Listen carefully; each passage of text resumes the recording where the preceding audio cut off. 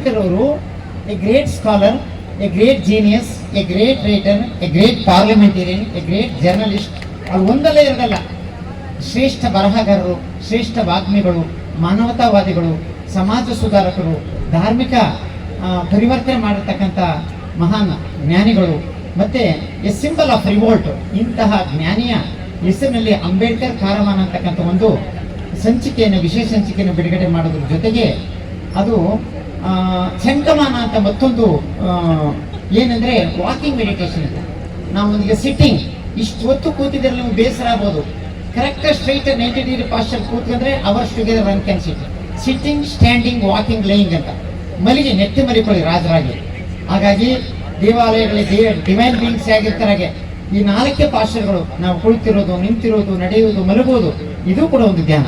And ಎಲ್ಲಾ ಕೆಲಸ. ಈಗ ನೋಡ್ರಿ, ಇವತ್ತು ಒಳ್ಳೆಯ ಹಾಡಾಡಿದ್ದಾರೆ ಮಹಾದೇವ ಸ್ವಾಮಿಯವರು. ಅವರು ಮಹಾದೇವ ಸ್ವಾಮಿಯವ್ರ ಬರೀ ಹಾಡಿತ್ತು, ಅದು ಎನ್ಲೈಟೆಡ್ ಸಿಂಗರ್ ಅಂತ. ಹಾಗಾಗಿ ಇವತ್ತು ನಮ್ಮ ವೇದಿಕೆಯಲ್ಲಿ ಮೈಸೂರು ಮತ್ತು ಕೊಡಗು ಸಂಸ್ಥಾನದ ಸಂಸದರು ಯದುವೀರ ಕೃಷ್ಣದತ್ತ ಚಾಮರಾಜ ಒಡೆಯರ್ ಅವರು ಈ ಸ್ವಾಮಿ ರಾಜ ಅನ್ನೋದನ್ನ ಚಾಮರಾಜ, ತಮಿಳಿನಲ್ಲಿ ಚಾಮರಾಜ ಅಂತ ನಾವು ಏನ್ ಕರಿತೀವಿ ಕನ್ನಡದಲ್ಲಿ, ಅದು ಸ್ವಾಮಿ ರಾಜ ಅಂತ. ಯಾಕಂದ್ರೆ ಅದು ಈಸ್ ಐನೆಸ್, ಅದು ಯಾವಾಗಲೂ ಕೂಡ ಭಾರತದ ಪರಂಪರೆ ಅಂತ ಹೇಳಿದ್ರೆ ಮೈಸೂರು ಸಂಸ್ಥಾನದಲ್ಲಿ ರಾಜ ಮನಸ್ಥಾನ ಅಂತಕ್ಕಂಥದ್ದು ಒಂದು ಕಲ್ಚರಲ್ ಸೆಂಟರ್ ಆಗಿ ಮತ್ತು ಉದಾರವಾಗಿ ರಾಜ್ಯಭಾರ ಮಾಡಿ ಅವರು ಎನ್ಲೈಟೆಂಡ್ ಕಿಂಗ್ಸ್. ಅಶೋಕ ಚಕ್ರವರ್ತಿಯನ್ನು ನಾವು ಇಂಡಿಯಾ ದೇಶದಲ್ಲಿ ಎನ್ಲೈಟೆಂಡ್ ಎಂಪರ್ ಅಂತ ಹೇಗೆ ಹೇಳ್ತೀವಿಯೋ ಹಾಗೆ ಮೈಸೂರು ಸಂಸ್ಥಾನಕ್ಕೆ ಮೈಸೂರು ಒಡೆಯರ್ ಸಂಸ್ಥಾನ ಎನ್ಲೈಟೆಂಡ್ ಮನೆತಂದವರು ಅಂತ ಹೇಳ್ತಾ ಅವರನ್ನು ಕೂಡ ನೆನೆಸ್ಕೊಳ್ತಾ ಬಹಳ ಸಂತೋಷ ಈ ವೇದಿಕೆಯಲ್ಲಿ ಬಂದಿದ್ದಾರೆ. ಜನಸಾಮಾನ್ಯ ಹೃದಯಾಂತರಾಳಕ್ಕೆ ನಾವು ಧಮ್ಮವನ್ನು ಕೊಂಡೋಗಿ ಒಳ್ಳೆ ಕೆಲಸ ಮಾಡೋದ್ರಿಂದ those serve others will remain in history.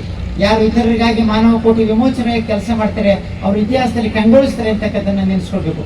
ಸನ್ಮಾನ್ಯ ಯಮಗುಂದೂರು ಸಿದ್ದರಾಜರವರು ಶಿಕ್ಷಣ ಸಂಸ್ಥೆಯನ್ನ ಕಟ್ಟಿರೋದು ಹೇಗೆ ಅಂತ ಹೇಳಿದ್ರೆ, the best government which governs the least ಅಂತ. ಕಟ್ಟ ಕಡೆಯ ಮನುಷ್ಯನಿಗೆ ಸರ್ವರಿಗೂ ಕೂಡ ಶಿಕ್ಷಣ ಕೊಡ್ಬೇಕು. ಯಾಕಂದ್ರೆ ಶಿಕ್ಷಣ 2 ರೀತಿ ಶಿಕ್ಷಣ. ಒಂದು ಎಜುಕೇಶನ್ ಫಾರ್ ಲೈವ್ಲಿಹುಡ್, ಹೊಟ್ಟೆ ಪಾಡ್ಗೆಲ್ಲ ಓದಬೇಕು, ಬರೀಬೇಕು, ಮಾತಾಡಬೇಕು, ಕಲಿಬೇಕು, ಅದು reading and writing, speaking, listening. ಇದ್ರ ಜೊತೆಗೆ ಎಜುಕೇಶನ್ ಫಾರ್ ಎನ್ಲೈಟನ್ಮೆಂಟ್, ಅದು ಶೀಲ, ನೈತಿಕ ನೆಲೆಗಟ್ಟಿನ ಮೇಲೆ ಶಿಕ್ಷಣ ಪಡ್ಕೊಂಡಾಗ ಅದು ಸುಖಿ ರಾಜ ಆಗುತ್ತೆ. ಎಲ್ಲಕ್ಕಿಂತ ಹೆಚ್ಚಾಗಿ ಇವತ್ತು ನಾವು ನೆನೆಸ್ಕೊಳ್ಬೇಕೇನಂತಂದ್ರೆ, ನಾವು ಪ್ರತಿ ದಿವಸ ಬುದ್ಧ ವಂದನೆ ಮಾಡುವಾಗ ಬುದ್ಧರು ಯಾಕೆ ನೆನೆಸ್ಕೊಳ್ತೀವಿ, ಭಗವಾನ್ ಬುದ್ಧರ ಸಂಸ್ಥೆಯಲ್ಲಿ ನಾವು ಯಾಕೆ ನೆನೆಸ್ಕೋಬೇಕು ಅಂತ ಹೇಳಿದ್ರೆ, ದೇವೋ ವಸತ್ತು ಕಾಲಿನ ಸಸ್ಯ ಸಂಪತ್ತಿ ಏತುಜ ಪೀತೋ ಭವತು ಲೋಕೋಚ ರಾಜ ಭವತು ದಮಿಕೋ. ಸಕಾಲಕ್ಕೆ ಮಳೆ ಬೆಳೆ ಆಗಬೇಕು, ಎಲ್ಲ ಜೀವಿಗಳು, ಪ್ರಾಣಿ ಪಕ್ಷಿ ಸಕಲ ಜೀವಿಗಳು ಸಮೃದ್ಧಿ ಉಂಟಾಗಲಿ ಅಂತಕ್ಕಂಥ ಮಾತನ್ನು ಹೇಳ್ತಾ ಇರ್ತೀವಿ. ಯಾವುದೇ ಒಬ್ಬ ವ್ಯಕ್ತಿ ಹುಟ್ಟಿದಾಗ either he should be a king or he should be a saint. ಇದು ಆಗ್ಬೇಕಾದ್ರೆ ಏನ್ ಕಾರಣ ಅಂತಂದ್ರೆ, ದಸ ಪಾರಮಿಗಳನ್ನ ಬುದ್ಧರು ಅದು ಪರಿಪೂರ್ಣಗೊಳಿಸ್ತಾರೆ. ಅದು ಮೊದಲನೇದು ದಾನ.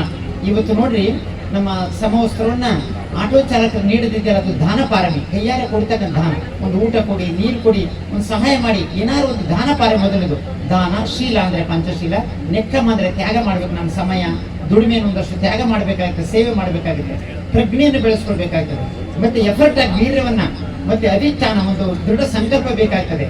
ಹಾಗೆ ಕರುಣೆಯನ್ನ, ಮೈತ್ರಿಯನ್ನ, ಮತ್ತೆ ಈಕ್ವಾನಿಟಿ, ಸಮಚಿತ್ತವನ್ನು ಬೆಳೆಸಿಕೊಂಡಾಗ ಈ ದಸಪಾರಮಿಗಳಿಂದ ಮನುಷ್ಯರ ರಾಜನಾಗ್ಬಿಡ್ತಾನೆ ಅಥವಾ ಸಂತನಾಗ್ತಾನೆ. ಸಂತನಾದ್ರೆ ಜಗತ್ತಿಗೆ ಬೆಳಕಾಗ್ತಾನೆ, ರಾಜನಾದ್ರೆ ದೇಶ ಕೋಶ ಸಮಾಜವನ್ನು ಕಟ್ಟಿ ಆಳ್ತಾನೆ. ಆದ್ರೆ ಪ್ರತಿಯೊಬ್ಬ ವ್ಯಕ್ತಿಯೂ ಕೂಡ ಪ್ರಜಾಪ್ರಭುತ್ವದಲ್ಲಿ ಸಂವಿಧಾನಬದ್ಧವಾಗಿ ನೀವೆಲ್ಲರೂ ಕೂಡ ಸಾವರಿನ್ ಪವರ್, ಸುಪ್ರೀಂ ಪವರ್ನ ಭಾರತ ಸಂವಿಧಾನದ ಬಾಬಾ ಸಾಹೇಬರು ಕೊಟ್ಟಿದ್ದಾರಲ್ಲ, ಸತ್ಯಮೇವ ಜಯತೆಯ ಜೊತೆಗೆ ಸಾವರಿನ್ ಪವರ್ ನಿಮ್ಗೆಲ್ಲರೂ ಕೂಡ ನಿಮ್ಮ ಸಂಸಾರ, ಕುಟುಂಬ, ಮನೆಗೆ you should be a king to your family. ಸಂಸಾರ ಕಟ್ಟಿ ಆಳುವಾಗ ಪ್ರತಿಯೊಬ್ಬ ವ್ಯಕ್ತಿಯೂ ಕೂಡ ರಾಜನಾಗಿ ಬದುಕಬೇಕು, ನಮ್ಮ ಸಮಾಜಕ್ಕೆ ಆಸ್ತಿ ಆಗಬೇಕು ಅಂತ.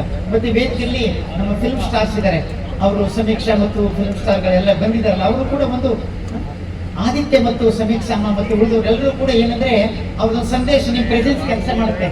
You have to create a new world of your own choice. What India needs, enlightened father, enlightened mother, enlightened leader, enlightened teacher.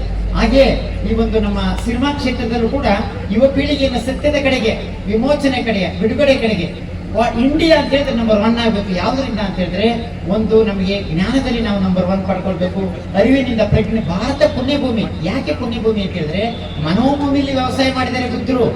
ಈಗ ಎಲ್ಲರಿಗೂ ಕೂಡ ಮನೆ, ಮಠ, ಆಸ್ತಿ ಸಂಪತ್ತಿ ಇರ್ಬೋದು, ಕೆಲವರು ಜಮೀನಿಂದ ಇರ್ಬೋದು, ಆದ್ರೆ ಬುದ್ಧಿ ಎಲ್ರಿಗೂ ಕೊಡ್ತಾರೆ, ಇರ್ತದೆ. ಆ ಬುದ್ಧಿಯನ್ನು ಬಳಸೋದಿದೆಯಲ್ಲ, ಅದನ್ನ purification, cultivation, development of the mind. ಈ ಮನೋಭೂಮಿಲಿ ವ್ಯವಸಾಯ ಮಾಡಿದ್ರೆ ಅದನ್ನು ಕೂಡ ಫಸಲು ಬರುತ್ತೆ. ಅದನ್ನು ಸುಟಿ ರಾಜ್ಯವನ್ನು ಕಟ್ಟೋಣ ಅಂತ ಹೇಳ್ತಾ ಯಮಗಂದೂರು ಸಿದ್ದರಾಜ್ ಅವರು ನಿಮಗೆ ಹುಟ್ಟುಹಬ್ಬ ಮಾಡಿದಿರಿ ಸರ್. ಈ ಹಬ್ಬದ ಸಂದರ್ಭದಲ್ಲಿ ನಿಮ್ಮೆಲ್ಲರ ಸಂಕಲ್ಪ ಸಿದ್ಧಿಯಲ್ಲಿ ವೇದಿಕೆ ಮೇಲೆ ಇರ್ತಕ್ಕಂಥ ಗಣ್ಯರು ಮತ್ತು ಎಲ್ಲರ ಸಮ್ಮುಖದಲ್ಲೂ ಕೂಡ ಇಲ್ಲಿ ನೆರೆದಿರ್ತಕ್ಕಂಥ ಸಮಸ್ತ ಬಾಂಧವರಿಗೆ ನಿಮ್ಮೆಲ್ಲರೂ ಕೂಡ ಅಭಿವಾದನಾಶೀಲಸ್ಸ ನಿಚ್ಚಗುಡ್ಡ ಪಚ್ಚಾಯನೋ ಚತ್ತಾರೋ ದಮ್ಮ ಒಡ್ಡಂತಿ ಆಯುವಣ್ಣಂ ಸುಖಂ ಬಲಂತಿ.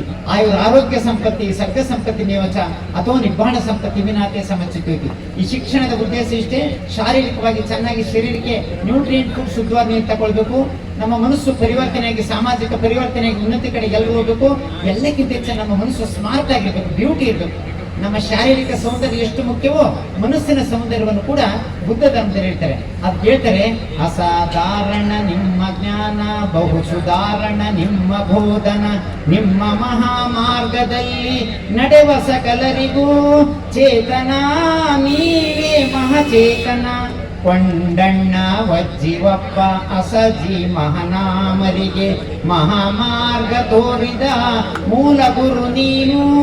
ಸಾಸುವೆ ತಾರವ್ವ ಎಂದೆ ನೀವು ಕಿಸ ಗೌತಮಿಗೆ, ಕರುಣೆಯ ದಾರೆಯರೆದೆ ಹಂಗುಲಿ ಮಾಲನಿಗೆ. ಜ್ಞಾನದ ಚೆಲುವ ತೋರಿದೆ ವೈಶಾಲಿಯ ಆಮ್ರಪಾಲಿಗೆ. ಈಗ ಬುದ್ಧ ಬುದ್ಧರು ಎನ್ಲೈಟನ್ಮೆಂಟ್ಗೆ, ಅಂಬೇಡ್ಕರ್ ಎಂಪವರ್ಮೆಂಟ್ಗೆ ಈ ಮಹಾಮಾರ್ಗದಲ್ಲಿ ನಡೆದು ಸುಖಿ ರಾಜ್ಯವನ್ನು ಕಟ್ಟೋಣ, ಅಶೋಕ ರಾಜ್ಯವನ್ನು ಅಂತ ಹೇಳ್ತಾ ಭವತು ಸಬ್ಬ ಮಂಗಳನ.